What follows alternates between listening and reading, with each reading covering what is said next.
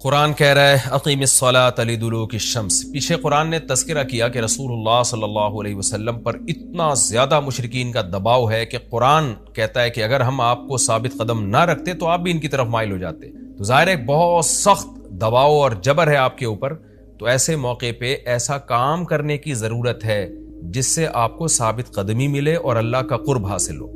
تو اس کا سب سے بہترین طریقہ قرآن کہتا ہے نماز ہے، یعنی اے نبی صلی اللہ علیہ وسلم آپ نماز کو مضبوطی سے تھامیے تاکہ آپ کو ثابت قدمی ملے، آپ کو اللہ کا قرب ملے، کیونکہ جس اللہ کے لیے کام کیا جا رہا ہے نا، جب تک اس اللہ سے رشتہ مضبوط نہیں ہوگا تو اس کام میں آپ ثابت قدم نہیں رہ سکتے، اور اللہ سے رشتہ مضبوط کرنے کا سب سے بڑا ذریعہ نماز ہے۔ اس لیے قرآن کہتا ہے اقیم الصلاۃ، آپ نماز قائم کیجئے لدلوک الشمس، سورج کے ڈھلنے کے وقت۔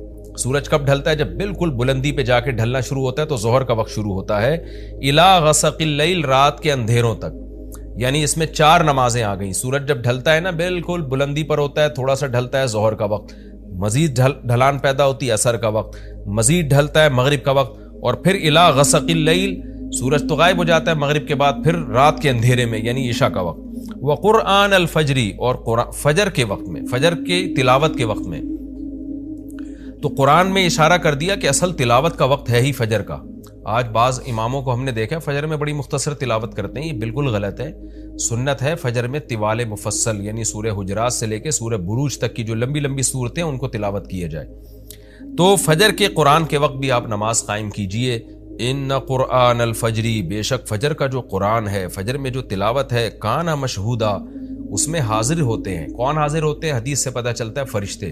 فجر کا وقت اتنا مبارک وقت ہے جب اس میں امام صاحب قرات کرتے ہیں اور لوگ ہاتھ باندھ کے پیچھے امام کی قرات سنتے ہیں، ایک خاص سکینت نازل ہوتی ہے اللہ کی طرف سے، اور فرشتے بھی اس تلاوت میں نازل ہوتے ہیں۔ صحیح حدیث سے یہ بات ثابت ہے کہ فرشتے جو تبدیل ہوتے ہیں نا، ان کے آنے جانے کا وقت اور فجر اور عصر میں ہے۔ وہ جو فجر میں فرشتے آتے ہیں انسان کی حفاظت کے لیے، لہو معقبات من بین یدیہ ومن خلفہ یحفظونہ من امر اللہ، بہت ساری مخلوق اس کائنات میں ایسی ہے جہاں تک سائنس نہیں پہنچی، اور ہو سکتا ہے قیامت تک پہنچ ہی نہ سکے، وہ انسان کی عقل سے بالاتر ہے وہ مخلوق، اور یہ بھی ممکن ہے پہنچ جائے سائنس ترقی کر کے۔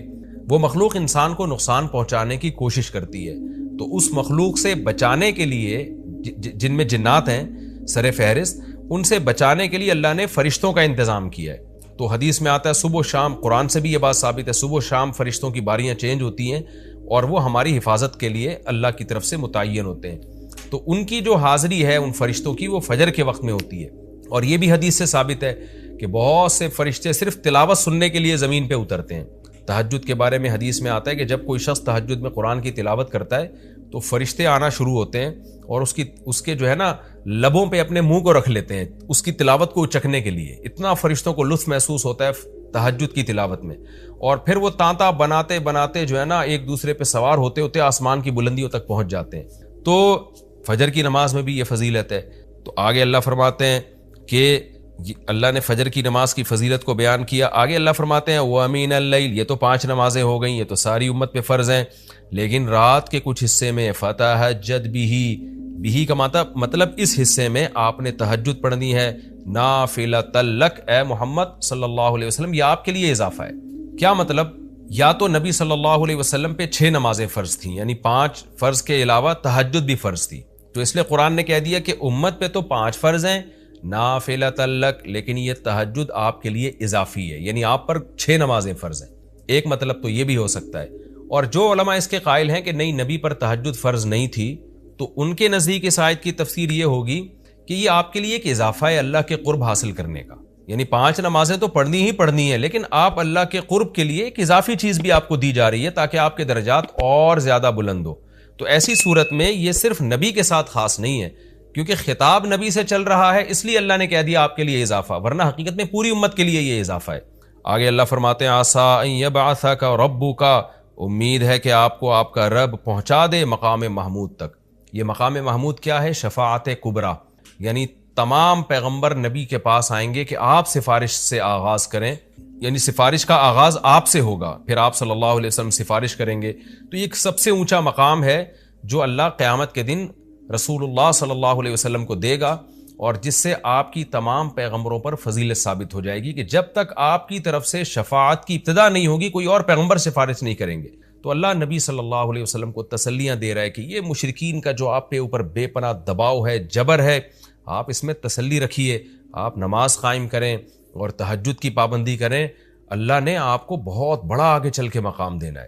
تو چونکہ نبی صلی اللہ علیہ وسلم بھی بشر تھے نا، مشرکین کے دباؤ کی وجہ سے آپ بھی ایک پریشانی میں آتے تھے، تو اس لیے اللہ آپ کو ثابت قدم رکھنے کے لیے آپ صلی اللہ علیہ وسلم کو یہ خوشخبریاں سنا رہا ہے کہ آپ نے اپنا اس عمل کو فوکس کرنا ہے، نماز اور تہجد کو، تاکہ آپ کا اللہ سے قرب رہے، اور اللہ آپ کو خوشخبری دے رہا ہے کہ امید ہے آپ کا رب آپ کو بہت بڑے مقام تک پہنچا دے۔ رہا مسئلہ مشرکین کی دھمکیوں کا کہ یہ پوری کوشش کر رہے ہیں کہ آپ کو مکہ سے نکال دیں، تو ہم نے تو بتا دیا کہ یہ خود بھی نہیں پنپ پائیں گے، لیکن آپ نے اللہ سے کیا دعا مانگنی ہے؟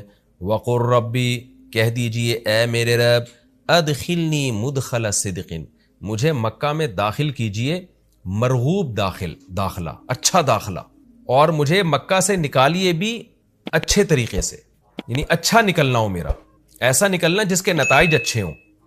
اس میں اشارہ ہے کہ آپ صلی اللہ علیہ وسلم کو مکہ سے نکالنے پر مجبور کیا جائے گا، اور ایک وقت آئے گا کہ آپ مکہ سے نکلیں گے۔ تو اللہ اپنے حبیب صلی اللہ علیہ وسلم کو پہلے سے دعا سکھا رہے ہیں کہ آپ اللہ سے دعا مانگے، اللہ جب میں نکلوں تو میرا داخلہ بھی اچھے طریقے سے ہو اور میرا نکلنا بھی اچھے طریقے سے ہو، یعنی پسندیدہ نکلنا ہو۔ سوال پیدا ہوتا ہے نکلنے کا عمل تو پہلے ہے اور مکہ میں داخلے کا عمل بعد میں، تو نکلنے کا تذکرہ پہلے ہونا چاہیے کہ اللہ مکہ سے مجھے اچھی طریقے سے نکال، اور مکہ میں مجھے داخل بھی اچھے طریقے سے کرنا، تو داخلے کا تذکرہ پہلے کیوں؟ تو اس میں بلاغت کا ایک نقطہ ہے کہ پیغمبر کا بنیادی مقصد وہ ہدف ہے جو پیغمبر دنیا میں لے کے آئے ہیں، تو اس کی آغاز تو مکہ سے کرنا ہے جس میں آپ کو بھیجا گیا، جو ابراہیم علیہ السلام کا شہر ہے، جہاں بیت اللہ ہے، اسلام کا مرکز تو اس جگہ سے بننا ہے۔ تو اس جگہ سے اگر نکالنا ہی مقصد ہے تو یہ جگہ تو رہ گئی نا پھر جو ابراہیم علیہ السلام کا مرکز اور ابراہیم علیہ السلام کی دعائیں تھیں۔ تو اس لیے اصل مقصد تو یہ کہ مکہ میں داخل میں اچھے طریقے سے ہوں، جو پیغمبر کا مقصد تھا دنیا میں آنے کا، مکہ فتح کر کے داخل ہوں، یہاں مجھے غلبہ ملے، اور یہاں میرا جب داخلہ ہو تو ایسا داخلہ جس کو میں پسند کروں۔ یہ جو ابھی میں مکہ میں کہیں سفر سے جا کے واپس آتا ہوں، یہ داخلہ وہ داخلہ نہیں ہے جو میں چاہتا ہوں۔ تو چونکہ مکہ سے نکلنا مقصد نہیں ہے، نکالا اس لیے جا رہا ہے تاکہ داخلہ ایک طاقت کے ساتھ ہو اور اچھے طریقے سے داخلہ ہو، اس لیے اس داخلے کا تذکرہ پہلے کیا جا رہا ہے۔ ہاں وہ داخلہ اس وقت تک ممکن نہیں ہے جب تک مکہ سے ایک دفعہ آپ کا خروج نہ ہو، تاکہ مدینہ میں ریاست بنے اور آپ 10,000 کا لشکر لے کر فاتحانہ انداز سے مکہ میں داخل ہوں، اور جس مقصد کے لیے اللہ نے آپ کو بھیجا تھا وہ مقصد پورا ہو۔ تو وہ مقصد نکلے بغیر پورا ہو نہیں سکتا، اس لیے نکلنے کا تذکرہ کر دیا، ورنہ اصل مقصد تو یہ ہے کہ اللہ میں مکہ سے نکلنا نہیں چاہتا، میں مکہ میں داخلہ چاہتا ہوں۔ داخلہ ایسا ہونا چاہیے مدخل صدق، سچا مرغوب داخلہ ہونا چاہیے۔ چنانچہ اللہ نے آپ کی دعا قبول کی، اور جب نبی مکہ میں داخل ہوئے نکلنے کے بعد تو کیسا بہترین آپ نے کا داخلہ ہوا کہ 10,000 کا لشکر لے کر آپ گئے، اور مشرکین مکہ آپ سے معافی کی بھیک مانگ رہے تھے۔ تو یہ مکی آیتیں اس وقت تو ظلم کے پہاڑ توڑے جا رہے تھے، لیکن پیغمبر سے اس طرح کی دعائیں کروائی جا رہی تھیں، وَأَخْرِجْنِي مُخْرَجَ صِدْقٍ، اور اللہ مرغوب نکلنا ہو، یعنی جب میں نکلوں تو بھی میرا اچھا ٹھکانہ ہو۔ چنانچہ آپ کا نکلنا بھی بڑا اچھا ہوا کہ پورا مدینہ آپ کے استقبال میں کھڑا ہوا تھا، اور طلع البدر علینا من ثنیۃ الوداع، یہ جو ترانے ہیں یہ مدینہ کی بچیاں آپ کے استقبال میں پڑھ رہی تھی۔ تو آپ کا نکلنا بھی اچھا ہوا، یعنی مدینہ میں داخلہ جو مکہ سے نکل کے، اور پھر جو مکہ میں آنا وہ تو اس سے بھی زیادہ عزت اور شان کے ساتھ ہوا۔ وَاجْعَلْ لِي مِن لَّدُنْكَ سُلْطَانًا نَصِيرًا، اور اللہ تو بنا دے میرے لیے اپنے پاس سے زبردست طاقت جس میں میری مدد ہو، غلبہ دے دے مجھے مشرکین پر۔ یہ بھی مستقبل کی دعا ہے جو ان حالات میں نبی سے منگوائی جا رہی ہے، اور اللہ نے آپ کی ساری دعاؤں کو قبول کیا، سلطان نصیر بھی دے دیا آپ کو، غلبہ بھی دے دیا مکہ پہ، ایسا غلبہ جس میں اللہ کی مدد تھی، اور وہ کمزور غلبہ نہیں تھا، طاقتور غلبے کو سلطان کہا جاتا ہے۔ اور مدینہ میں جانا بھی آپ کا پسندیدہ ہوا، اور مکہ میں آنا بھی آپ کا پسندیدہ ہوا۔ اور اے نبی آپ یہ بھی کہہ دیجئے جاء الحق، حق آ چکا ہے، وزہق الباطل، اور باطل فنا ہو چکا ہے۔ حالانکہ جس وقت یہ دعا منگوائی جا رہی تھی باطل فنا نہیں ہوا تھا، لیکن ماضی سے جب کسی چیز کو تعبیر کیا جاتا ہے تو یہ بتانے کے لیے گویا یہ کام ہو چکا ہے، حالانکہ ہوا نہیں، ہوگا، لیکن نبی کی زبان سے نکلوایا جا رہا ہے کہ آپ مشرکین میں اعلان کر دیں کہ بس یہ کام ہو چکا ہے، حق آ گیا، باطل ختم، اور یعنی ہوگا تو فیوچر میں، لیکن گویا ابھی ہو چکا ہے. اتنا یقینی ہے کہ میں تمہیں اس کی پہلے سے خبر دے چکا ہوں کہ باطل اب پنپنے نہیں پائے گا کیونکہ حق اب آ چکا ہے. ان الباطل کان زہوقا، اور باطل تو ہے ہی فنا ہونے والی چیز. جب حق آتا ہے تو باطل فنا ہو جاتا ہے. نبی صلی اللہ علیہ وسلم جب مکہ مکرمہ میں داخل ہوئے نا تو آپ بتوں کو چھڑیوں سے گراتے تھے. چھڑی سے مکہ میں داخل ہو کے 360 بت کو ایک ایک کر کے چھڑی مارتے تھے اور وہ بت الٹے لڑکتے تھے. تو آپ اس موقع پر یہ آیت پڑھ رہے تھے کہ جاء الحق وزهق الباطل ان الباطل کان زہوقا. کیا کیفیات بنتی ہوں گی صحابہ کی اور پیغمبر کی اس وقت کہ جو خوشخبری ان کو 13 سال پہلے دی گئی تھی، کئی سال پہلے دی گئی تھی اور یقینی دی گئی تھی کہ یہ ہو چکا، تو اللہ نے اپنی آنکھوں سے دکھا دیا کہ کیسے بتوں کو بیت اللہ سے نکالا جا رہا ہے اور اللہ کے گھر کو کیسے شرک سے پاک کیا جا رہا ہے. وَنُنَزِّلُ مِنَ الْقُرْآنِ مَا هُوَ شِفَاءٌ وَرَحْمَةٌ لِّلْمُؤْمِنِينَ، اور قرآن کہہ رہے ہیں ہم قرآن نازل کرتے ہیں جس میں مومنین کے لیے شفا ہے. یعنی اے نبی آپ کی تسلی کے لیے اور بھی ہم بتائیں آپ کو کہ ہم یہ جو آیتیں نازل کر رہے ہیں نا اس میں مومنین کو بھی شفا مل رہی ہے، ان کی اصلاح ہو رہی ہے شرک سے اور برے عقیدوں سے، اور مسلمانوں کے لیے یہ رحمت ہے، ان کو تسلیاں بھی مل رہی ہیں. وَلَا يَزِيدُ الظَّالِمِينَ إِلَّا خَسَارًا، اور ظالمین کے خسارے میں اضافہ ہو رہا ہے کیونکہ ظالمین اس پر عمل نہیں کر رہے، حجت تمام ہو رہی ہے. وَإِذَا نَمْنَا عَلَى الْإِنسَانِ أَعْرَضَ وَنَأَىٰ بِجَانِبِهِ، قرآن کہتے ہیں ہم جب انسان پر احسان کرتے ہیں تو وہ اعراض کرتا ہے اور اپنے پہلو کو ہٹا دیتا ہے. نعمت ملنے کے بعد بجائے اللہ کے قریب ہونے کے اللہ سے دور ہوتا ہے. وَإِذَا مَسَّهُ الشَّرُّ، اور جب انسان کو کوئی مصیبت پہنچتی ہے کان یئوسا، تو مایوس ہونے لگتا ہے. یعنی انسان کے بارے میں شکایت کی جا رہی ہے کہ اس کا اللہ پر ایمان نہیں ہے. پیغمبر کا مقصد ہے اللہ سے جوڑنا. تو یہ جو مشرکین ہیں جو اللہ کو نہیں مانتے، یہ خوشیوں میں بھی اللہ کو بھولتے ہیں اور غم میں بھی اللہ کو بھولتے ہیں، اسباب کو دیکھتے ہیں. لہٰذا جب اسباب کو آپ دیکھتے ہو اور پریشانی آتی ہے تو اسباب بتا رہے ہوتے ہیں پریشانی دور نہیں ہو سکتی، تو مایوس ہونے لگتے ہیں، ڈپریشن میں جاتے ہیں. اور جب خوشی آتی ہے تو اپنا کمال سمجھتے ہیں لہذا اترانے لگتے ہیں اور خدا سے دور ہو جاتے ہیں. تو اے نبی ان سے کہہ دیجئے کل یعمل علی شاکلتہ، ہر شخص اپنی نیچر کے مطابق عمل کر رہا ہے. اچھے لوگ کیا کرتے ہیں کہ جب انہیں خوشی ملتی ہے تو شکر ادا کرتے ہیں اور غم آتا ہے تو مایوس نہیں ہوتے، ان کو پتہ ہے غم اللہ دور کر سکتا ہے. فربکم اعلم، تمہارا رب خوب جانتا ہے بمن هو اہدی سبیلا، کون ان دونوں فریقوں میں سیدھے راستے پر چل رہا ہے، جو غموں میں مایوس ہو اور خوشیوں میں اترانے لگے. فَأَتْبَعَهُمْ فِرْعَوْنُ بِجُنُودِهِ، فرعون کی بدبختی آپ دیکھو. جب انسان اللہ معاف فرمائے، یہ سب کے ساتھ ہی ہوتا ہے، جب گناہوں کی دلدل میں پھنستا ہے نا اسے کوئی نصیحت سمجھ میں نہیں آتی. میں تو سوچتا ہوں کہ یہ ہم فرعون کے بارے میں پڑھ رہے ہیں، لیکن ہمارے حضرت فرمایا کرتے تھے کہ میں جب قرآن پڑھتا ہوں تو مجھے اپنے بارے میں زیادہ خوف ہوتا. ہم لوگ بھی تو اسی طرح کے ڈھیٹ ہیں بھائی. کتنے لوگ ہیں بے نمازی ہیں، کب سے نصیحتیں سن رہے ہیں، نماز کی توفیق نہیں ملتی، داڑھی کی توفیق نہیں ملتی، پردے کی توفیق نہیں ملتی، نظر کی حفاظت کی توفیق نہیں ملتی. فرعون کے پاس وسائل زیادہ تھے، ہمارے پاس وسائل کم ہیں. تو فَأَتْبَعَهُمْ فِرْعَوْنُ بِجُنُودِهِ، اپنی آنکھوں سے دیکھ رہا ہے کہ یہ راستے ان کے لیے بنے، میرے لیے نہیں بنے. یہ تو معجزہ ہو گیا. تو جس خدا نے ان کے لیے بنایا ہمارے لیے تھوڑی بنائے گا وہ. لیکن جب انسان شہوت میں اندھا ہو جاتا ہے تو اسے کچھ بھی سمجھ میں نہیں آتا. قرآن میں آتا ہے نا کہ لوط علیہ السلام کی قوم لڑکوں سے بدفعلی کی عادت پڑ گئی تھی اس کو. اللہ بچائے اس عذاب سے. یہ بیماری کیا عذاب زیادہ ہی ہے، کیونکہ بڑھاپے میں بھی نہیں چھوٹتا پھر یہ. اور اس کی عمر ہوتی ہے بیماری لگنے کی جب ٹین ایجر لڑکے ہوتے ہیں نا، ان میں اس بیماری لگنے کا خطرہ ہوتا ہے. اس وقت وہ اپنی حفاظت کر لیں، ہمیشہ محفوظ رہیں گے. بات موضوع سے تھوڑی ہٹ رہی ہے. دیکھو ایک بات کا بہت زیادہ خیال کیا کرو. میں نے بہت لوگوں کو دیکھا ہے بالکل احتیاط نہیں، اپنے بچوں کی حفاظت نہیں کرتے. کل میں نے دیکھا کہ ایک صاحب کسی کے بچے کو پیار کر رہے ہیں ایسے گال پہ ہاتھ لگا کے. بری حرکت ہے یہ، وہ زمانہ نہیں ہے. میں نہیں کہہ رہا ہوں ان کی نیت پہ ہمیں کوئی شک ہے، کسی بچے کو ہاتھ مت، اپنے بچے کے سوا پیار کرنا ہے بس سر پہ ہاتھ، بس اس سے آگے کسی کو فری نہ ہونے دو. بچوں کے ساتھ کوئی بھی بچے کو پیار کرتا ہے، گال پہ پیار کر رہا ہے، ماتھے پہ پیار کر رہا ہے، اس کو منع کرو بھائی نہیں کرو یہ کام، دور رہو بس. زیادہ زیادہ مسافہ.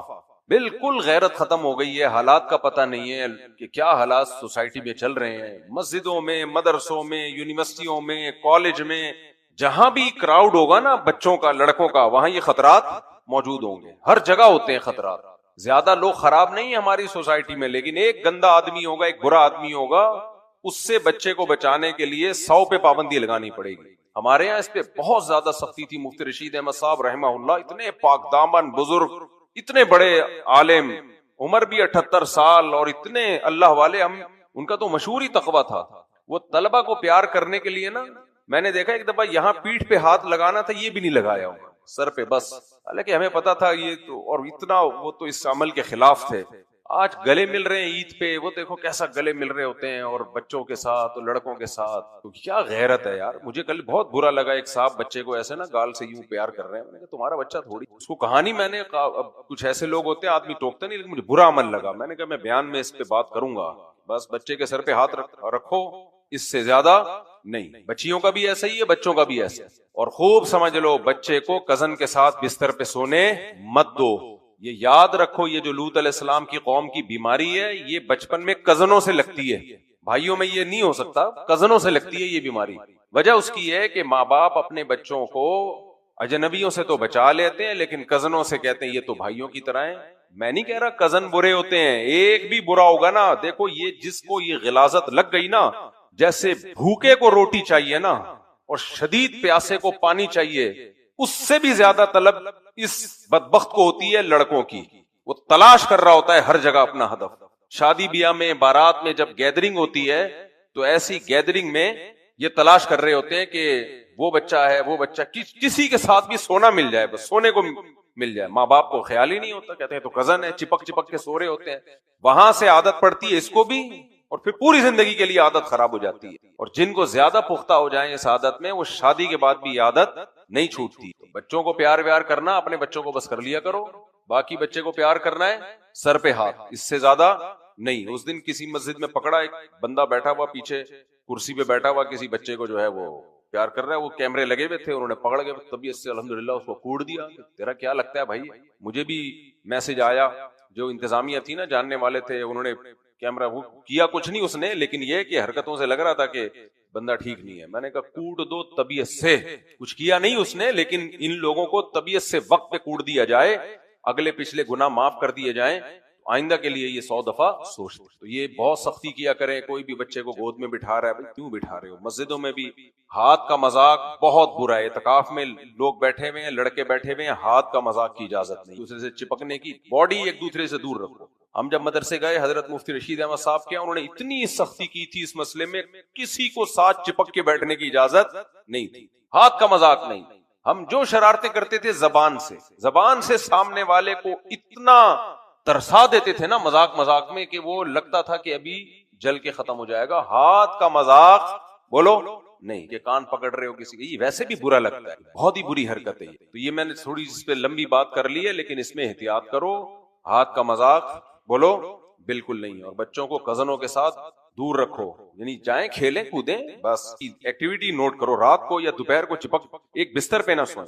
شریعت نے تو حکم دیا ہے کہ جب بچہ 10 سال کا ہو جائے نا، اس کا بستر الگ کر دو، لیکن آج 10 سال سے پہلے الگ کرنا پڑے گا آپ کو. 10 سال سے بھی پہلے الگ کر، کیونکہ بچہ ٹک ٹاک پہ، موبائل پہ بہت چیزیں دیکھ رہا ہے جس سے اس کے جذبات بھڑک رہے ہیں. 10 سال گیا، اب 7 سال میں آپ کو احتیاط کرنی ہے.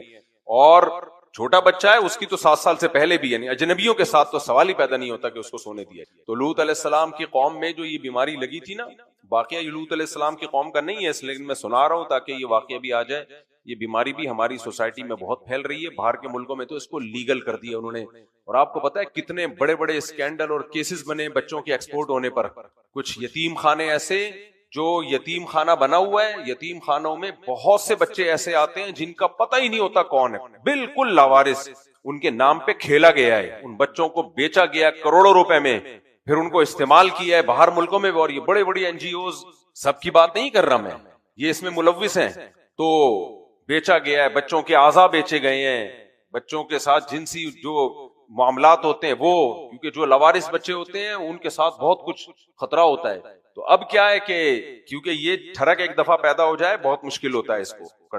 جو توبہ کرنے والے وہ توبہ کر لیتے ہیں، تو اس لیے احتیاط کی ضرورت ہے. خیر میں وہ جلدی سے وہ بتا رہا تھا کہ لوط علیہ السلام کی جو قوم تھی نا، اس میں یہ بیماری پیدا ہوئی، ان میں یہ بیماری پیدا ہوئی. باہر ملکوں میں تو یہ لیگل ہو گیا ہے، اتنا زیادہ ان لوگوں میں یہ بیماری پھیلی ہے نا کہ ان کو لیگل کرنا پڑا اس. تو لوط علیہ السلام کی قوم میں بیماری، اللہ نے لوط علیہ السلام کو بھیجا اس کام کے لیے کہ جاؤ ان کو سمجھاؤ. تو لوط علیہ السلام نے کیا سمجھایا؟ وَتَذَرُونَ مَا خَلَقَ لَكُمْ رَبُّكُمْ مِنْ أَزْوَاجِكُمْ، تمہیں تمہارے لیے اللہ نے عورتوں کو پیدا کیا، تم ان کو چھوڑ کر، نکاح کو چھوڑ کر ادھر کیوں منہ مار رہے ہو؟ یہ جب واقعہ آئے گا تو میں انشاءاللہ وہاں تفصیل سے بتاؤں گا. ابھی تو صرف اتنا کہ قرآن کہتا ہے کہ جو خوبصورت فرشتے لوط علیہ السلام کے گھر میں انسانی شکل میں خوبصورت نوجوانوں کی شکل میں آئے نا، تو شہر والے دوڑتے ہوئے آ گئے. تو لوط علیہ السلام اتنے پریشان کہ میرے مہمان ہیں، یہ میری عزت کا سوال ہے، اور کہہ رہے ہیں لو ان لی بکم قوتن، کاش میرے بازوؤں میں طاقت ہوتی، یہ میرے مہمان ہیں، لا تفضحون، مجھے ذلیل مت کرو، رسوا مت کرو. کیسے کیسے غیرت آئی جاتی ہے نا کہ یار منہ مارنے کے لیے 20 جگہ ہیں، ادھر ہی کیوں آ رہے ہو؟ لیکن قرآن کے الفاظ ہیں لعمرک انہم لفی سکرتہم یعمہون. اے محمد صلی اللہ علیہ وسلم، ہمیں آپ کی عمر کی قسم، وہ نشے میں مدہوش تھے. نشے کا مطلب شراب نہیں پی ہوئی تھی، جو دماغ میں ان کے خمار چڑھا ہوا تھا نا، ان کو ذرا غیرت نہیں آ رہی تھی. لوط علیہ السلام کو وہ پیغمبر نہیں مانتے تھے، لیکن اتنا تو مانتے تھے نا کہ یہ قوم کے شریف ترین انسان ہے، عزت دار آدمی ہے. دیکھو کوئی زانی ہوتا ہے لیکن اپنے دوست کی بیوی پہ نظر نہیں ڈالتا، وہ دوست کی بہنوں پہ نظر نہیں ڈالتا، کہتا ہے یہ نمک حرامی ہے، یہ غیرت کے خلاف ہے کہ ایک شخص نے مجھے اپنے گھر میں بٹھایا، میں اسی کے گھر میں آستین کا سانپ بن جاؤں. ایسے بھی غیرت مند لوگ ہوتے ہیں، وہ کہتے ہیں منہ کالا کرنا ہے، طوائف خانے بہت ہیں، ادھر چلے جاؤ. لیکن لوط علیہ السلام کی قوم کو یہ غیرت بھی نہیں آ رہی تھی. تو قرآن کہتا ہے کہ اللہ نے فرمایا کہ یہ نشے میں مدہوش. تو جب لوط علیہ السلام کی پریشانی دیکھی ہے نا ان فرشتوں نے، اور دیکھا کہ یہ تو بالکل یہ حالت ہو گئی ہے، کاش میرے بازوؤں میں طاقت ہوتی، کاش میرا بڑا قبیلہ ہوتا، جنگ لڑتا میں تم سے. تو پھر اللہ نے لوط علیہ السلام کو تسلی دی ہے، یا لوط انا رسول ربک. فرشتے کہنے لگے کہ ہم انسان نہیں ہیں، بہت طاقتور فرشتے، ہم چھوٹے موٹے نہیں ہیں، ہم بہت طاقتور، اور لن یصلوا الیک، یہ ہرگز آپ تک نہیں پہنچ سکتے. اب دیکھو وہ لوط علیہ السلام تک تھوڑی پہنچنے کے لیے آئے تھے، وہ آئے تھے ان لڑکوں تک پہنچنے کے لیے. تو انہوں نے یہ نہیں کہا کہ ہم تک نہیں پہنچ سکتے، یہ اس لیے نہیں کہا کہ یہ تو سوال ہی پیدا نہیں ہوتا، یہ تو سوال ہی پیدا نہیں ہوتا. ہمیں اللہ نے یہ طاقت دی ہے کہ اس بستی کو اٹھا کے ہم الٹ دیں، تو ہم تک پہنچنے کا تو سوال ہی پیدا نہیں ہوتا. آپ کو جو خطرہ ہے پہلے آپ کو کراس کر کے ہم تک آئیں گے، تو آپ تک بھی ہرگز نہیں پہنچیں گے. آپ نے کرنا یہ ہے فَأَسْرِ بِأَهْلِكَ، کہ آپ اپنے گھر والوں کو جو آپ کے ساتھ ایمان میں شریک ہیں ان سب کو لے کے نکل جائیں. یہ حصار اللہ توڑوا دے گا، ان کی آنکھیں اندھی ہو جائیں گی، ان کو نظر نہیں آئے گا، اور آپ نکل جائیں. لوط علیہ السلام اتنے پریشان تھے نا کہ میں نکل جاؤں، عذاب کب آئے گا؟ انہوں نے کہا صبح آئے گا. تو لوط علیہ السلام چاہ رہے تھے فوراً آئے، اتنے پریشان ہو گئے تھے لوط علیہ السلام کہ ان کو فوراً تباہ کرو. حالانکہ پیغمبر سب سے زیادہ رحم دل ہوتے ہیں. اتنے بیزار آ گئے تھے اس قوم سے کہ فوراً عذاب آئے. تو فرشتوں نے تسلی دی، الیس الصبح بقریب، آپ کو پتہ نہیں ہے صبح کا وقت قریب آنے والا ہے، اور یہ صبح ان پہ قہر بن کے نازل ہوگی. تو پھر جب نکلے تو آپ کی بیوی بھی ساتھ میں نکل گئی. وہ لوگوں کو مخبری کرتی تھی. وہ کیا کرتی تھی؟ مخبری بتاتی تھی، وہاں لڑکے ہیں، وہاں لڑکے. ایسی کچھ عورتیں ہوتی ہیں پیسے لے کے نا، اس طرح کے کچھ لوگ بھی ہوتے ہیں، کچھ عورتیں بھی ہوتی ہیں جو یہ گندے کام کر رہی ہوتی ہیں پیسے لے کے. پیسہ ایسی چیز ہے جس میں غیرت نہیں ہے نا، دنیا کی محبت ہے، اس سے پیسے سے جو چاہے کروا لو. یہ ساری دنیا سے محبت کا، آج ہم نے جو سورت پڑھی ہے موسیٰ علیہ السلام کے جو فرعون کے دربار میں ایک شخص فرعونیوں میں سے ایمان لے آیا، تو فرعونیوں کو سمجھا رہا ہے، یا قوم انما هذه الحیات الدنیا متاع، دیکھو یہ دنیا کی زندگی تھوڑی سی ہے، اس چکر میں پیغمبر کا انکار مت کرو. یہ حکومت، یہ ریاست کب تک رہے گی ہماری؟ یہ تھوڑی سی زندگی ہے، بہت زیادہ نہیں ہے. تو بات یہی ہے کہ جب انسان تھوڑی سی نہیں سمجھتا نا اس زندگی کو، بہت زیادہ سمجھتا ہے، ہر برائی کی جڑ پھر یہاں سے پیدا ہوتا ہے. میرے سامنے کیس آئے ہیں بہت سارے کہ جی یورپ کی نیشنلٹی کے لیے اپنے آپ کو گے شو کر دیا. کیا بے غیرتی ہے یار، کیا بے غیرت. ایک صاحب نے کہا میں ہوں نہیں لیکن میں اپنے آپ کو شو کر دوں. میں نے کہا ایک تو وہ ایسے ہے نہیں کہ جو شو کر دے اس کو نیشنلٹی دے دیں.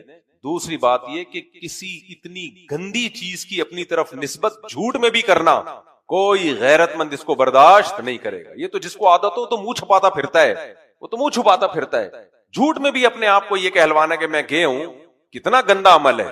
تو اس لیے یہ سارے عذاب آتے ہیں کمبختوں دیر سے شادیوں کے نتیجے. سوری میں نے آپ لوگ کو کمبخت بولا، آپ کو نہیں بولا، یعنی جو یہ نہیں سمجھتے ان چیزوں کو ان کو بولا ہے. میں بولا تو آپ کو ہی ہے، لیکن پھر میں بہرحال رجوع کر رہا ہوں کہ ان کو بولا ہے. سمجھ میں نہیں آ رہا نا، سارے گند اسی سے ہوتے ہیں نا. وقت پہ نکاح ہو جائے، انسان پاکیزہ زندگی گزارتا ہے، تو سارا غلاظت ہماری سوسائٹی میں یہیں سے. خیر، حلال کو خوب پھیلاؤ سوسائٹی میں، میاں بیوی کی محبت पाकीज़ा मोहब्बत होती है, पैगंबरों में है भाई ये, वो पैगंबरों ने निकाह किए हैं। मूसा अलैहिस्सलाम, फिर वो 4 शादियां बोलूंगा फिर वो खवातीन गुस्सा करते। इब्राहिम अलैहिस्सलाम की शादियां देख लो, मूसा कलीमुल्लाह की शादियां देख लो, याकूब अलैहिस्सलाम की देख लो, हमारे नबी का अमल देख लो। पता नहीं क्या तुम लोग का दिमाग खराब हो गया। तुम लोग को नहीं कह रहा मैं, यानी आपके अलावा की बात कर, थकावट बहुत है, सही बात यानी गलत बातें नहीं। चलते हैं मेरे भाई हम।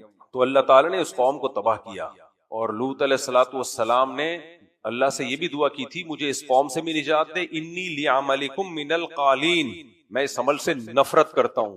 और अल्लाह ने एहसान बयान किया कि हमने नापाक कौम से उनकी निजात दे दी। किससे निजात दे दी? तामलुल खबाइस, गंदे अमल करने वालों से लूत अलैहिस्सलाम को हमने बचा लिया। तो उनकी बीवी भी ये मुखबरी किया करती थी। तो अल्लाह ने लूत अलैहिस्सलाम से कहा था, आप लोग निकलो अपने जो ईमान वालों को लेके और अपने घर वालों को लेके, पीछे मुड़ के नहीं देखना, क्योंकि इस कौम पर अजाब आएगा। फजअलना आलियहा साफिलहा, अल्लाह ने ऊपर वाला हिस्सा उलट के नीचे कर दिया, और पत्थरों की बारिश भी हुई पहले। तो हुक्म दिया पीछे मुड़ के नहीं देखना, बस अजाब आएगा।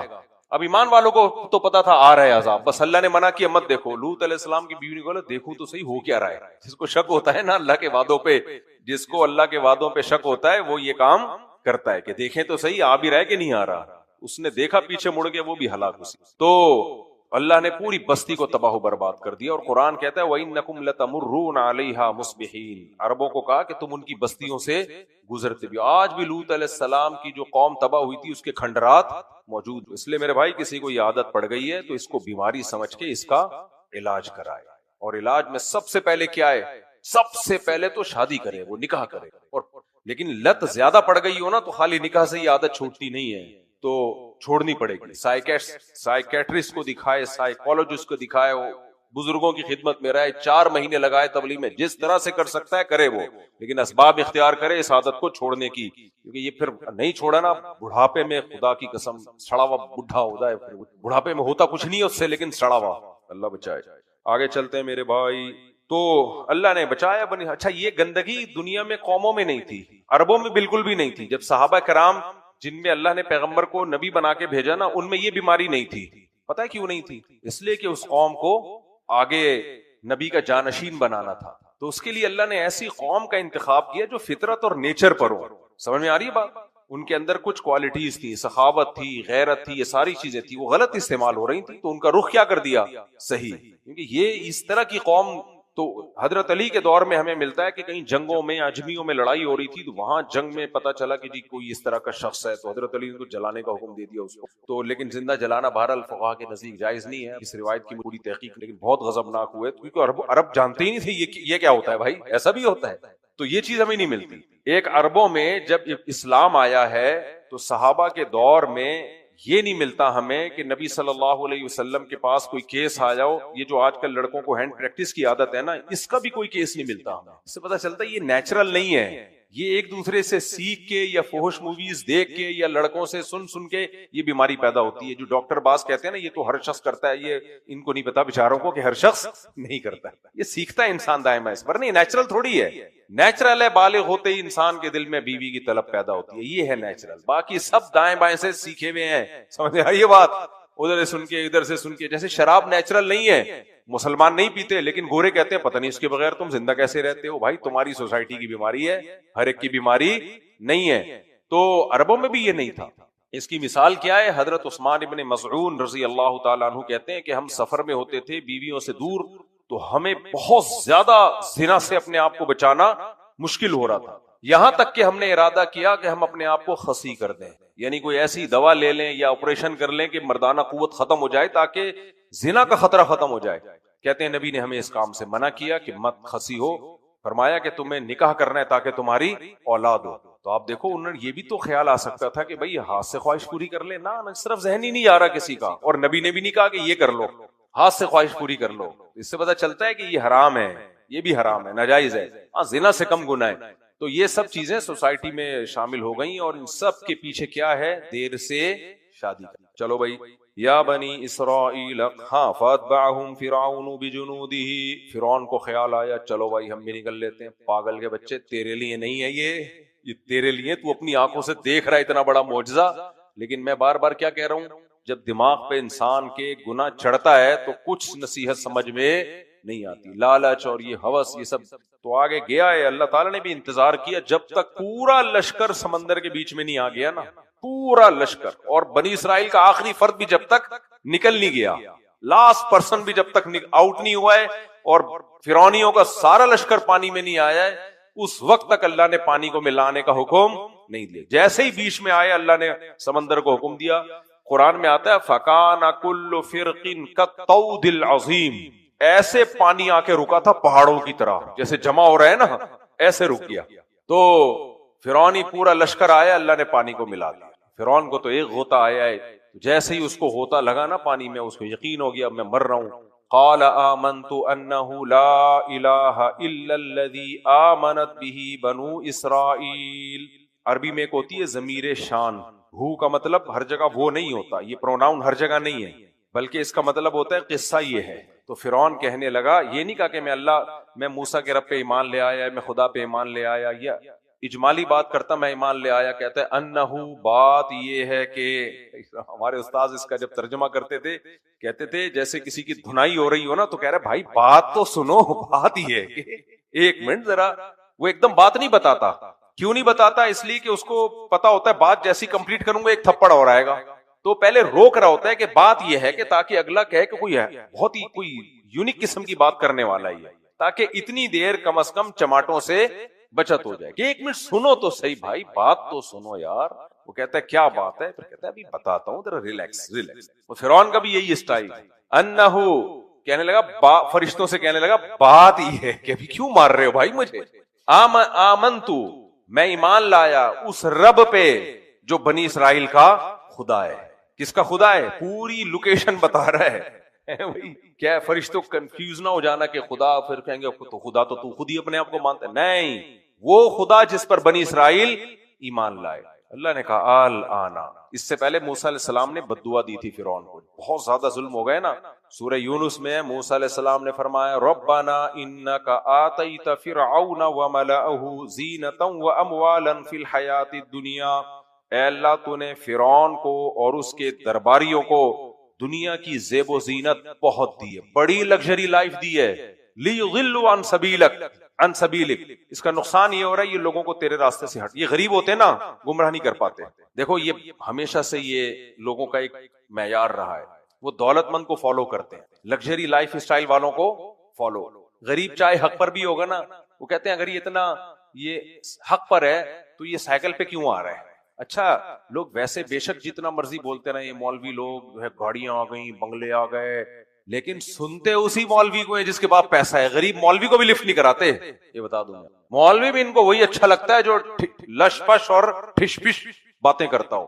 جو بیچارے سادہ سے مولوی ہیں نا, کتنا علم ان کے پاس ہو, بس ویسے کہیں گے مولوی سادہ ماشاءاللہ نیک, سنتے نہیں ہے, کہتے ہیں یہ اس کو کیا پتا یار, کیا رکشے میں آ رہا تھا اس دن, چینچی پہ بیٹھا ہوا جا رہا تھا, اس کو کیا پتا. تو یہ دماغ میں ایک ویسی ایک پتہ نہیں کہاں سے سوئی ادھر آ کے لوگوں کی سوئی اٹک گئی ہے کہ لوگ سمجھتے ہیں گاڑی ہے, بنگلہ ہے اور لگژری لائف ہے, کیا ہوگا یہ. اچھا ایک اصولی بات یاد رکھو, یہ ایک حقیقت ہے کہ غربت سے انسان کی جو مینٹیلٹی ہے وہ لو ہوتی ہے. یہ بھی ایک گراؤنڈ ریئلٹی ہے, یہ حقیقت ہے. غربت سے کیا ہوتا ہے, غریب آدمی کے اندر کچھ وہ کوالٹی نہیں ہوتی جو کس میں ہوتی ہیں, امیر میں. امیر میں استغنا ہوتا ہے, اس کی سوچ کیا ہوتی ہے, یہ ایک حقیقت ہے. کیوں اونچی ہوتی ہے؟ اس لیے کہ پیٹ بھرا ہوا ہے, اس کا استغنا ہے نا اس میں. غریب بیچارہ سارا دن کس میں لگا رہے گا کہ پیٹ بھر جائے میرا, تو اس کی وہ آگے سوچ جاتی نہیں ہے. لیکن یہ قاعدہ کلیہ نہیں ہے, سمجھ میں آ رہی ہے بات, یہ قاعدہ کلیہ نہیں ہے.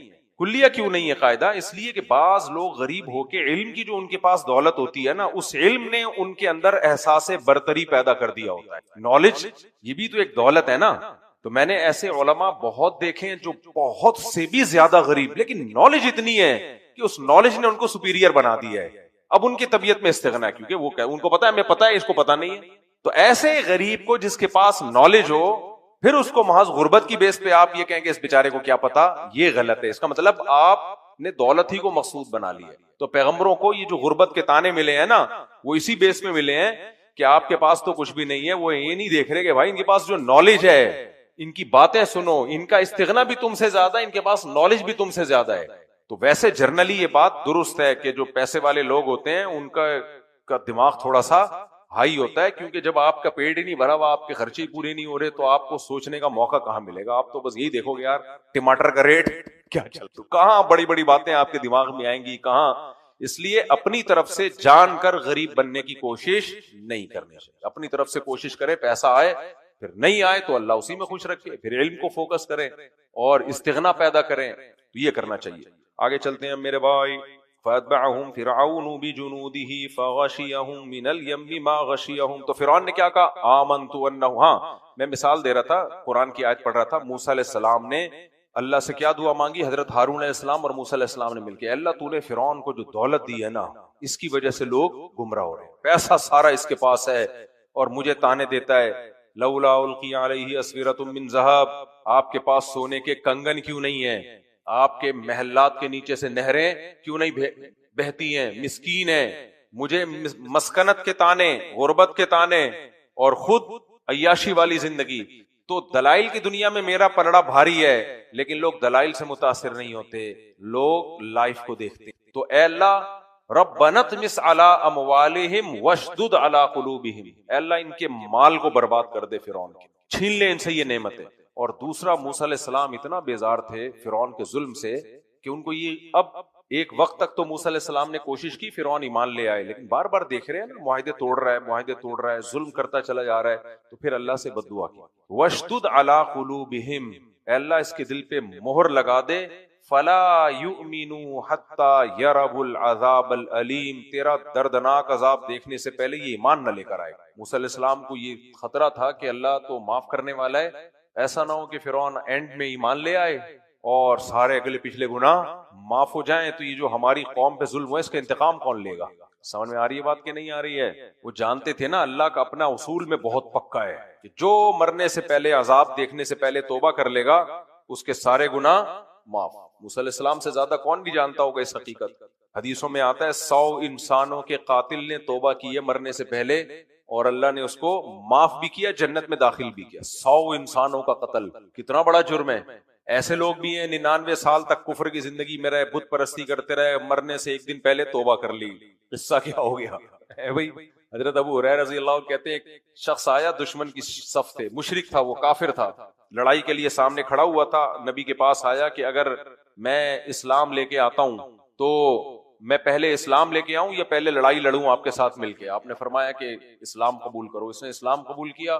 غالباً حدیث کے الفاظ یہ ہیں کہ میں اگر اسلام لاؤں اور مارا جاؤں تو کیا ہوگا؟ فرمایا شہادت ہوگی، جنت میں جاؤ گے. کہا ٹھیک. اسلام قبول کیا، ادھر سے آیا تھا لڑنے کے لیے، ادھر سے لڑنا شروع کر دیا اور لڑائی میں شہید ہو گیا. تو آپ صلی اللہ علیہ وسلم نے فرمایا عامل قلیلا واجر کثیرا، عمل بہت تھوڑا کیا، کما بہت زیادہ لیا. حدیث میں آتا ہے بعض لوگ نا جنت برے اعمال کرتے کرتے جہنم کے ایک بالش قریب ہو جاتے ہیں اور پھر جاتے کہاں ہیں؟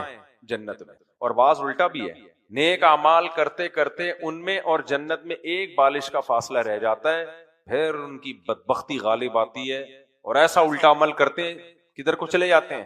جہنم. اس الٹے عمل میں یہ کہ کفر کر دیا، خلاف شریعت وصیت میں بھی یہی ہے. حدیث میں اس پر بھی اس طرح کی وعید ہے کہ شریعت کے خلاف وصیت کر دی، محروم کر دیا کسی کو، حالانکہ وہ وصیت نافذ نہیں ہوتی، لیکن اس نے تو کوشش کی نا، بھائی جاتے جاتے ظلم کر کے جا رہے ہیں، جاتے ہوئے تو کوئی اچھا کام کر کے جاتا. تو آخری عمل کی بڑی حیثیت ہوتی ہے کہ آپ اینڈنگ میں کیسے تھے، آخری عمل آپ کا کیسا چل رہا تھا. تو وہ جو تھے نا صحابی ادھر آئے اور گئے اور شہید ہو گئے. تو حضرت ابو ہریرہ فرماتے تھے کہ ہم پوچھا کرتے تھے کہ بتاؤ کون ایسا شخص ہے جس نے نہ کبھی نماز پڑھی، نہ زکوٰۃ دی، نہ روزہ رکھا، گیا کہاں ہے؟ تو موسیٰ علیہ السلام کو یہ معلوم تھا کہ اتنا ستایا اس نے. اچھا لوگوں کو یہ بات سمجھ میں نہیں آتی کہ موسیٰ علیہ السلام نے بد دعا کر دی، پیغمبر تو بڑے رحم دل ہوتے ہیں، بد دعا تو جائز نہیں ہے. دیکھو جس پہ گزری ہوتی ہے نا اس کے جذبات کا اعتبار ہو.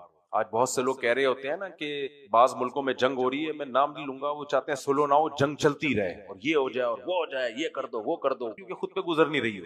اپنے بچے مرنا شروع ہوں، اپنے بچے کٹنا شروع ہوں تو پھر سب کہیں گے کچھ لو کچھ دو کی پالیسی اختیار کرو. دوسرے پہ ہے اڑا دو مار دو، دونوں طرف موتیں ہو رہی ہیں، کوئی بات نہیں، مرتے رہیں دونوں طرف.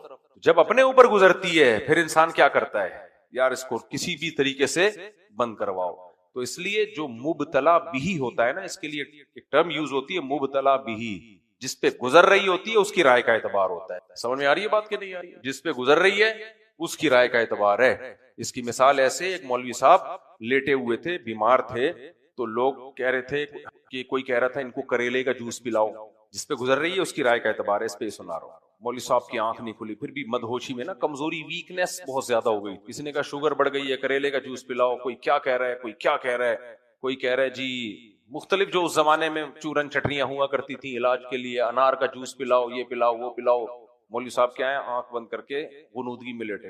آواز آئی دودھ جلیبی کھلاؤ، ایک دم آنکھ کھلی ہمارا. پھر کہنے لگے بھائی یہ کیا کہہ رہے ہیں، اس کی بات سن. تو جس پہ گزر رہی ہے اس سے پوچھو کہ اس کو کیا کھلاؤ. سمجھ آ رہی ہے بات؟ تو یہ میرے والد صاحب سنایا کرتے تھے، اللہ مغفرت، وہ بڑے مزے سے سناتے تھے. تو اس لیے جس بنی اسرائیل پہ گزری تھی نا، اور موسیٰ علیہ السلام قوم کے خیر خواہ تھے کہ کس طرح بچوں کو ماؤں کی گود سے چھین کے ان کے سامنے ذبح کیا جا رہا ہے، کیا گزرتی ہوگی ماؤں کے کلیجوں پہ. اور پھر کتنی کوشش کی، نرم انداز سے تبلیغ کی ہے، معجزے دکھا دیے، جادوگروں سے مقابلہ کرا دیا، اس میں بھی فتح ہر طرح سے. پھر ظلم بڑھاتا ہی چلا جا رہا ہے، پیچھے نہیں ہٹ رہا. پھر اللہ نے مینڈکوں کا طوفان، مینڈکوں کا عذاب بھیجا، جوؤں کا عذاب بھیجا، خون کا عذاب بھیجا. جب کوئی عذاب آتا موسیٰ علیہ السلام سے کہتا آپ دعا مانگو یہ عذاب ٹل جائے، ہم ایمان لے آئیں گے. دعا مانگتے عذاب ٹلتا، پھر پیچھے ہٹ جاتے. تو قرآن کہتا ہے فانتقمنا منہم، ہم نے بھی انتقام لیا. اور موسیٰ علیہ السلام کا انتقام کیا تھا؟ بد دعا. تو بعض دفعہ ظالم کے لیے بد دعا کرنا یہ اپنی قوم کے ساتھ رحمت ہوتی ہے. تو موسیٰ علیہ السلام کو معلوم تھا کہ یہ کہیں اب اگر توبہ کر لی اللہ تو سب معاف کر دے گا اس کے، تو اللہ معافی نہیں چاہیے. تو یہ نہیں کہا کہ اللہ توبہ کرے بھی تو بھی معاف نہ کرنا، کیونکہ موسیٰ علیہ السلام کو معلوم تھا یہ دعا قبول نہیں ہوگی. کتنی زبردست اللہ کی رحمت ہے نا، کہ حضرت موسیٰ کو یہ معلوم تھا کہ یہ توبہ کرے گا اور اللہ معاف نہ کرے یہ دعا قبول نہیں ہوگی. قاعدہ اللہ کا یہی ہے، جو توبہ کرے گا معافی ہے. قرآن کے الفاظ دیکھو، من یعمل سوءا او یظلم نفسہ ثم یستغفر اللہ، کیا خاندانی الفاظ ہیں.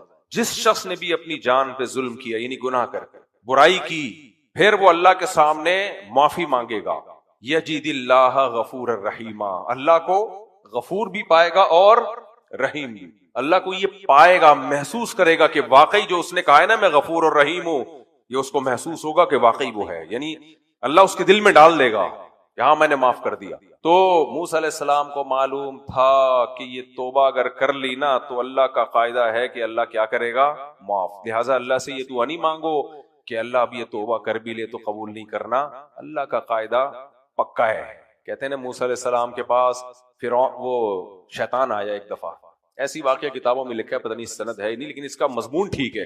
تو کہنے لگا کہ ہم نے سنا ہے کہ جو بھی توبہ کرے اس کی توبہ قبول ہوتی ہے. موسیٰ علیہ السلام نے کہا ہاں. تو شیطان نے کہا کہ اللہ سے یہ پوچھو کہ میں اگر توبہ کر لوں، کتنے لوگوں کو جہنم میں اب تک میں ڈلوا چکا ہوں. بھائی آدم علیہ السلام کو جنت سے نکلوایا، اس کے بعد بھی نوح علیہ السلام کی قوم کا پورا قوم کا بیڑا غرق کروا دیا میں نے، بت پرستی میں ڈال کے وہ ڈوب گئے، اور ان کا بیٹا آخری دن تک، آخری وقت تک بھی کشتی میں نہیں بیٹھا، سب برباد کر دیا میں نے. تو اب بھی توبہ قبول ہو جائے گی؟ کبھی ہو جائے گی، اللہ سے پوچھ کے آیا ہوں تو وہ کہہ رہا ہو جائے گی. اچھا بھی اللہ سے ذرا طریقہ بھی پوچھیں کہ کیا طریقہ کروں توبہ کا. تو اللہ میاں نے کہا کہ میں نے تجھے حکم دیا تھا کہ آدم کو سجدہ کر، تو اب آدم تو نہیں، ان کی قبر ہے وہاں کر لے جا کے. شیطان نے کہا how is it possible for me, جب وہ زندہ تھے اس وقت میں نے نہیں کی، اب تو وہ قبر میں، اب تو میری اور زیادہ انسلٹ ہے اس میں. آج کوئی بھی بات غلط کرنی ہو نا انگلش میں کرو، اگلا مان لیتے پڑھ لکھا آدمی ہے. کیا ہے؟ اچھا باہر ملکوں میں انگلش کی 2 ٹکے کی ویلیو نہیں ہے، امریکہ یورپ میں وہ تو بالکل ویلیو نہیں دیتے اس.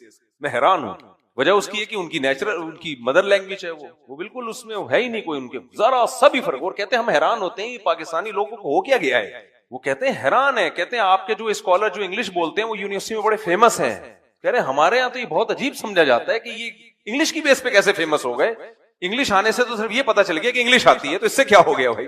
میں نے کہا ہمارے ہاں آپ جتنا بھی غلط بیان انگلش میں کرو، یہ ہے پڑھا لکھا آدمی. اچھا وہ یہ بھی کہتے ہیں اکثر اسکالر کے بارے میں، سب کی بات نہیں کر رہا، کہ جو یہاں انگلش بول رہے ہیں، کہہ رہے بول بھی غلط رہے ہو. کہہ رہے ہم جب وہ یہاں آتے ہیں نا تو ہم کہتے ہیں خدا کے لیے اردو میں بیان کرنا، انگلش میں بیان مت کرنا ورنہ ہنسی نکلے گی یہاں لوگوں. خیر سب کی بات نہیں ہے، زیادہ تر. تو اسے زبان کا آنا ایک اچھی بات ہے، لیکن یہ کرائٹیریا نہیں ہے علم کا، نالج کا. ہمارے رشتہ دار نے بتایا انڈیا، وہ پہلے پنجاب سے کراچی میں لوگ آیا کرتے تھے نا 75 میں، تو ایک پنجاب سے آئے، وہ کہنے لگے بھئی یہاں تو بچہ پڑھا لکھا ہے، اردو بول رہا ہے بچہ.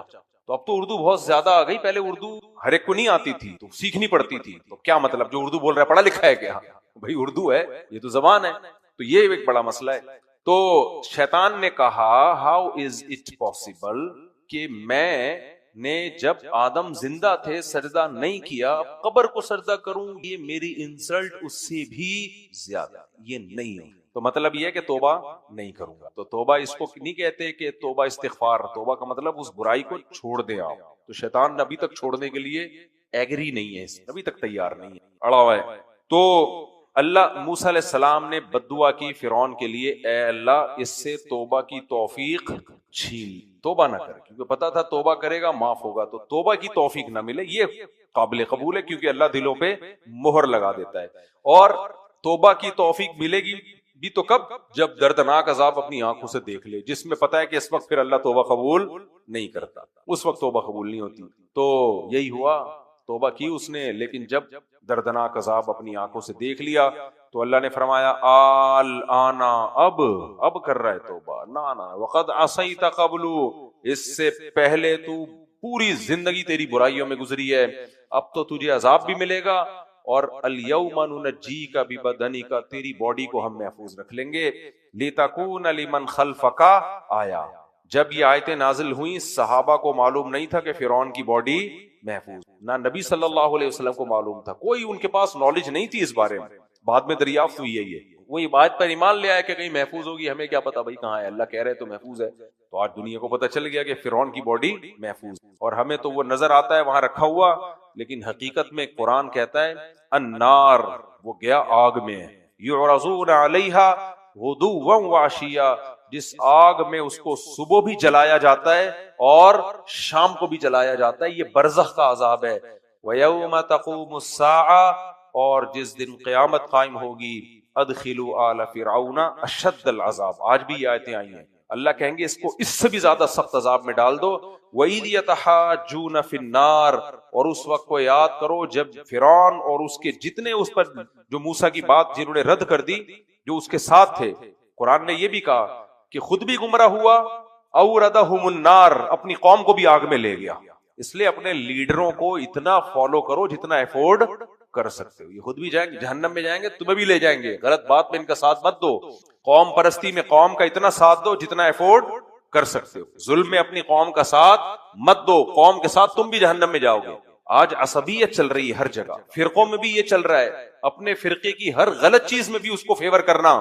فرعونی کیوں کر رہے تھے؟ حکومت میں ہے تو بس ہماری قوم ہے اور ہماری حکومت ہے، ہر غلط چیز میں بھی اس کو فیور کر رہے ہیں. تو آپ غلط چیز میں اپنے فرقے کو فیور کرو گے، اپنی قوم کو فیور کرو گے، غلط چیز میں اپنے خاندان کو فیور کرو گے. اسی طرح میرے بھائی اپنی بیٹی کو فیور کرو گے نا. داماد کا پتہ ہے صحیح ہے، بیٹی کیا ہے بولو غلط، یہ بھی اسی میں داخل. اپنے بیٹے کو فیور کرو گے، حالے کو پتہ ہے کہ بہو صحیح ہے، بلا وجہ آپ اپنے بیٹے کو ہی فیور کر رہے ہو، یہ سب غلط ہے. تو اس لیے قرآن نے کہا عدل کا دامن ہاتھ سے مت جانے دو. فرعون کو اللہ کہتے ہیں اس نے پوری قوم کو مروا دیا، سب کو آگ میں ڈال. ایمان لے آتا پوری قوم بھی اسی کو فالو کرتی، ایمان لے آتی بچ جاتی. اوردہم النار، تو اللہ کہتے ہیں وَإِذْ يَتَحَاجُّونَ فِي النَّارِ، اس وقت کو یاد کرو جب یہ جہنم میں چیخ رہے ہوں گے، بحث بازی کر رہے ہوں گے. اور اذ يتحاجون فی النار فیقول الضعفاء للذین استکبروا، کمزور لوگ اپنے بڑوں سے کہہ رہے ہوں گے انا کنا لکم تبعا، کہ ہم تو تمہارے تابع تھے. فہل انتم مغنون عنا نصیبا من النار، تمہاری وجہ سے ہم جہنم میں آئے ہیں، تو کیا ایسا کر سکتے ہو کہ کچھ طاقت استعمال کر کے کچھ سفارش کروا کے اس آگ کو ہم سے کم کر دو، اس کو ہم سے کیا کر دو، ہم سے بچا لو، یہ اس عذاب میں کمی کروا لو. فَيَقُولُ الضُّعَفَاءُ لِلَّذِينَ اسْتَكْبَرُوا إِنَّا كُلٌّ فِيهَا، ہاں وہ کہیں گے اِنَّا كُلٌّ فِيهَا، وہ کہیں گے ہم اس آگ سے تمہیں جب بچاتے جب ہم خود اس میں نہ ہوتے. إِنَّ اللَّهَ قَدْ حَكَمَ بَيْنَ الْعِبَادِ، اللہ اپنے بندوں کے درمیان فیصلہ کر چکا ہے. تو یہ تو دنیا کا عذاب ہے بھائی، برزخ کا. تو اللہ کہتے ہیں آخرت میں تو آگ میں جلتے رہیں گے. اتنی تھوڑی سی زندگی کی خاطر اپنی ہمیشہ کی زندگی کو اس نے برباد کر. تو بس اب یہ چند آیتیں پڑھ کے مکمل کرتا ہوں. اللہ فرماتے ہیں وَأَضَلَّ فِرْعَوْنُ قَوْمَهُ وَمَا هَدَى، فرعون تباہ و برباد ہوا. فرعون خود بھی اپنی قوم کو بھی گمراہ کیا، سیدھا راستہ نہیں دکھایا. پھر اللہ بنی اسرائیل پر احسانات جو آج کتنا ظلم دوبارہ دنیا میں کر رہے ہیں، سب سے زیادہ قرآن نے اپنے احسانات پہ گنوائے ہیں. قرآن کیوں گنوا رہا ہے کہ حرکتیں ان کی ٹھیک، کہ کیسے میں نے تم کو ظلم کی چکی سے بچایا تھا، اب تم حدیث قرآن میں آتا ہے یسعون فی الارض فسادا، ہمیشہ زمین میں فساد مچاتے رہیں گے، ہمیشہ مچاتے رہیں گے. ان کی ہسٹری ہے یہ. ہاں کچھ لوگ مستثنا ہیں، سارے یہودی ایک جیسے نہیں ہیں، لیکن من حیث القوم یہی ہے اور رہے گا ان کا. ہٹلر نے کیا، غلط کیا، ہم ہٹلر کو سپورٹ نہیں کرتے، جو اس نے یہودیوں کے ساتھ کیا ظلم کیا، لیکن قرآن کیا کہتا ہے وَكَذَلِكَ نُوَلِّي بَعْضَ الظَّالِمِينَ بَعْضًا، بعض ظالموں کو ہم بعض ظالموں سے پٹواتے ہیں. تو اب بھی یہی کر رہے ہیں پوری دنیا. ابھی ایران سے لڑائی شروع ہو گئی، افغانستان اور پاکستان کی لڑائی، پھر ایران کی لڑائی دنیا سے، یو اے ای میں بدامنی، اس سب کے تانے بانے ملتے کہاں سے جا کے؟ اگر یہ فلسطین کا مسئلہ نہ کھڑا ہوتا تو یہ سب کچھ ہوتا دنیا میں، سب کی ہر جگہ ٹریولنگ ہوتی، تجارت کو فروغ ہوتا، مذہبی آزادی ہوتی، سب سکون اطمینان کی زندگی گزارتے. لیکن ہر فساد سے کی جڑ میں آپ کو کون ملے گا؟ یہ ہے حساب. تو اس لیے اللہ احسانات گنواتے ہیں، یا بنی اسرائیل، اے بنی اسرائیل قد انجیناکم من عدوکم، ہم نے تمہیں تمہارے دشمن سے بچایا ہے. اچھا یہ پھر ان پہ پھٹکار کیوں آئی ہے؟ اتنا کچھ ہونے کے بعد بھی اپنے پیغمبر کو انہوں نے تنگ کی. سمندر پہ آ کے کھڑے ہو گئے تو ہم تو مارے گئے، ہم تو پکڑے گئے، اس طرح کی باتیں کر رہے ہیں. پھر آگے بھی اس طرح کے واقعات ہیں. اللہ فرماتے ہم نے تم پہ من و سلوہ اتارا، اور موسیٰ علیہ السلام کو نا پھر اللہ نے تورات دینے کے لیے بلایا کہ اب آزادی ملی ہے، اب اپنی ریاست ہوگی، اپنی اسٹیٹ ہوگی، اللہ کا قانون ہوگا، اب نظام میں اللہ کا دین آئے گا. ابھی تو انڈیویجولی عبادت کر رہے تھے، نظام اللہ کی مرضی کا ہوگا. تو بنی اسرائیل نے کہا ہم جب تک نظام نافذ نہیں کریں گے جب تک آپ اللہ کی کتاب نہیں لے آتے جا کے. تو موسیٰ علیہ السلام کوہ طور پہ گئے اللہ سے ہم کلام ہونے کے لیے، کتاب لینے کے لیے. بنی اسرائیل نے کیا کیا، کیونکہ جادو وادو تو مصر میں بہت چلتا تھا نا، یہ بھی کچھ سیکھ چکے تھے وہاں سے. تو سامری تھا ایک جادوگر، اس نے کیا کیا کہ فرعونی جو غرق ہوئے تھے نا ان کا زیور بہت تھا، سونا وونا گولڈ، وہ سارا گولڈ بنی اسرائیل کو مل گیا. تو اس نے کیا کیا، وہ سارے گولڈ کو جمع کر کے ایک بچڑا بنایا. کیا بنایا؟ اور اس میں ایسی کوئی سائنس تھی، اس کی کوئی ایسی سائنس کی کہ وہ بچڑا باقاعدہ آواز نکالتا تھا، جیسے گائے کی آواز نہیں ہوتی، کوئی ٹیکنیکل سسٹم کر دیا ہوگا اس نے، یا کوئی جادو ہوگا. اور وہ لیا اس نے، وہاں سے مٹی اٹھائی جو اس بچڑے میں ملائی، جہاں سے جبریل علیہ الصلوۃ والسلام جو فرشتے تھے نا ان کے گھوڑوں کی ٹاپیں. تو اس نے دیکھا اس گھوڑے کے جو پاؤں ہیں اس میں کوئی خاص برکت ہے یا کیا ہے، اب قرآن نے زیادہ ڈیٹیل ہمیں نہیں بتائی ہے. اور وہاں سے اس نے وہ مٹی اٹھائی جہاں جبریل علیہ الصلوۃ والسلام کے گھوڑے کے پاؤں لگے تھے، وہاں سے مٹی اٹھا کے اس سونے کو پگھلا کے ڈالی ہے، پتہ نہیں کیا کیا ہے. بیل کی آوازیں آنا شروع، اور پھر کہنے لگا ھذا الہکم و الہ موسیٰ، یہ ہے تمہارا بھی معبود اور موسیٰ کا بھی، اس کی عبادت کیا کرو. چونکہ مشرک لوگوں کے ساتھ رہتے رہتے نا شرک سے انسیت سی ہو گئی تھی. بہت اہم پوائنٹ کی بات ہے، اللہ کرے کھوپڑی شریف میں اتر آئے. ہمارے حضرت فرمایا کرتے تھے کچھ لوگ مزاج کے توحیدی ہوتے ہیں. کس کے توحیدی؟ مزاج. اور کچھ لوگ مزاج کے مشرک ہوتے ہیں، عملی طور پہ وہ موحد ہوں گے، توحید پرست، مزاجن کیا ہوتے ہیں؟ مشرک. یعنی شرک والی باتیں ان کو اپیل زیادہ کرتی ہیں. اور کچھ مزاج کے توحیدی ہوتے ہیں، ان کو توحید ویسے ہی ذاتی طور پہ پسند ہوتی ہے. اسی طرح کچھ مزاج کے بدعتی ہوتے ہیں، وہ پریکٹیکلی بدعت نہ کریں لیکن ان کو بدعتیں اٹریکٹ کرتی ہیں، چاہتے ہیں کچھ نیا ہوتا رہے، کچھ حلوے مانڈے، کچھ یہ، کچھ مزار پہ کچھ فلانا، کچھ ڈھمکانا. قرآن و سنت یہ کہ بھئی قرآن میں نہیں، حدیث میں، ان کو عجیب سا لگتا ہے یار یہ کیا باتیں کر رہے ہیں، قرآن و سنت میں نہیں ہے تو کیا ہو گیا، نیکی کا کام ہے، کچھ نہ کچھ ہونا چاہیے. سمجھ میں آ رہی ہے بات؟ کچھ میلے ٹھیلے، کچھ رنگینیاں، ایسا خوش کا ساتھ دیوبندیوں کا اسلام. بالکل دیوبندی بھی آج کل بہت سے بدعتی ہیں، ایسے وہابڑے، نہ فاتحہ مر گیا، سنت کے مطابق کفن دیا، غسل کفن دفن، نہ فاتحہ نہ قرآن خوانی نہ حلوے نہ مانڈے، ابے مر گیا مردود، نہ فاتحہ نہ درود. یہ کیسی میت ہے یار، تو محبت ہی نہیں ہے ماں باپ سے. تو ان کا مزاج یہ ہوتا ہے کہ ان کو یہ چیزیں پسند ہی نہیں ہوتی. ہمارے حضرت تو اس پہ بہت سخت ہے، مفتی رشید احمد صاحب رحمہ اللہ، انہوں نے تو وصیت کی تھی میں مر جاؤں گھر پہ بھی نہیں آئے کوئی بات نہیں، مر گیا کوئی ایسی بات نہیں ہے، سب نے مرنا ہے، ہم بھی مر گئے، بس قریبی جو بیٹے بہو ہے وہی وہ بس تعزیت کر رہے ہیں. اور پتلی گلی سے فرمایا میری اہلیہ کا اگر پہلے انتقال ہو گیا، ادھر کسی کو گھسنے کی ضرورت، بس وہیں سے فون پہ یا چند لوگ آ کے تعزیت کریں، پتلی گلی سے نکلیں، کوئی بات نہیں. مزاج ہے نا یہ یار، کام کے لوگ ہیں یہ، تھوڑی کہ اب مر گئے تو اب ہاں بہن، وہ جو ہوتی ہیں نا خاتون کے شوہر مر گئے تھے تو پڑوسا نے آ کے تعزیت کر رہی تھی، بہن منع کے ابا کیا کرتے تھے، تو انہوں نے کہا وہ کہ عورتوں کو دیکھتے تھے، یعنی تعریف کر رہے ہیں، کبھی نگاہ بھر کے کسی عورت کو انہوں نے نہیں دیکھا. بڑے چل رہی ہوتی ہیں. اچھا خواتین کے ہاں یہ ہوتا ہے کہ جب میت پہ نہ جاتی ہیں تو ان کی شاپنگ کی باتیں میت پہ بھی چلتی ہیں. تو شوہر مر گیا، ہائے ہائے منہ کے ابا بہت اچھے، بہن یہ دوپٹہ کہاں سے خریدا؟ وہ پھر وہ جو بیوہ ہے نا وہ روتے روتے بس کیا بتاؤں، اس دن آئے اتنا کھایا کہ صبح پولیس سے بھی نہیں اٹھے، پھر کھا اتنا زیادہ لیا تھا منہ کے ابا نے کہ صبح پولیس سے بھی نہیں اٹھے، بولٹن مارکیٹ سے خریدا تھا میں نے. پھر وہ پورا پروگرام چل رہا تھا، اللہ یہ تو بہت افسوس ہوا، اتنی جوانی میں چلے گئے. ہاں وہاں ذرا سستا مل جاتا ہے. رونا دھونا اور خرید و فروخت ساتھ ساتھ چل رہی ہوتی. خیر میں کیا کہہ رہا تھا یار، یہ دائیں بائیں میں بہت نکل رہا ہوں آج. ہاں وہ بچڑے کی بات کر رہا تھا، نہیں یہ اس سے پہلے کوئی بات تھی. ہاں مزاج کے بدعتی، مزاج کے بدعتی کا مطلب کچھ لوگ مزاج کے بدعتی نہیں. جیسے مجھے نا عاملوں سے کبھی بھی متاثر ہوا ہی نہیں، میرے میں سافٹ ویئر ہی نہیں ہے بچپن سے ہی. حالانکہ کتنے لوگ کہتے تھے یہ عامل ایسا، بڑے بڑے نیک لوگوں کو میں نے دیکھا وہ کہتے یہ عامل ایسا، یہ میرے پر اثر ہی نہیں ہوتا، زیادہ چماٹ ماروں اس کو، پاگل کا بچہ.